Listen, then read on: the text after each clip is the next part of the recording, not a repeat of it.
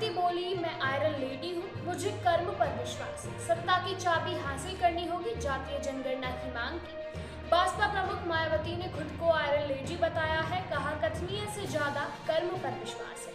बहुजन समाज को अपनी गरीबी हटाने के लिए सत्ता की मास्टर चाबी हासिल करनी होगी। उन्होंने कहा कि संपादकीय सोच रखने वाली पार्टियों से बहुजन समाज के कल्याण की आशा करना नामुमकिन ही नहीं बल्कि असंभव है। बसपा संस्थापक काशीराम की जयंती पर मायावती ने श्रद्धांजलि अर्पित करते हुए ये बात कही। उन्होंने जातीय जनगणना की मांग की, साथ ही सपा और भाजपा पर जमकर आरोप लगाए। देश और समाज को विकास को नई और सही दिशा और गति देने के लिए जातीय जनगणना के भी महत्व से इनकार नहीं किया जा सकता है।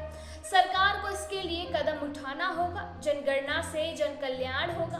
बाबा साहेब ने इसकी गारंटी के लिए संविधान में राष्ट्रीय जनगणना सुनिश्चित की है। जनगणना का लगातार वोटिंग में पड़े रहने पर सरकार का गुड गवर्नेंस तो क्या गवर्नेंस भी नहीं है।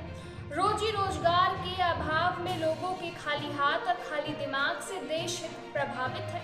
इसीलिए काशीराम जी हर हाथ को काम देने की नीति के पक्षधर थे। साथ ही मायावती ने कहा कि यूपी की जनता जानती है कि बसपा का आयरन लेडी नेतृत्व हमेशा कथनी में काम और कर्म में ज्यादा विश्वास रखता है। बसपा सरकार में बहुजनों के लिए कुछ अच्छे दिन भी लेकर आए थे, जबकि दूसरी पार्टियों और उनकी सरकारें हवाई बातें और लुभावनी घोषणाएं करती हैं। अच्छे दिन के हसीन सपनों से बलगलाती हैं। उनके चक्रव्यूह में लोग आसानी से फंस भी जाते हैं। मायावती ने काशीराम के नाम से बनाए भवनों स्मारकों ने नाम बदलने पर नाराजगी जताई। कहा, बसपा सरकार में काशीराम के नाम पर अनेकों भवन और ऐतिहासिक महत्व के स्थल, पार्क, विश्वविद्यालय, कॉलेज और अस्पताल बनाए गए, लेकिन यह बसपा विरोधियों को कुछ अच्छा नहीं लगा। बसपा विरोधियों की सरकार बनते ही जातिवादी कार्यवाही करते हुए उनके नाम बदल डाले।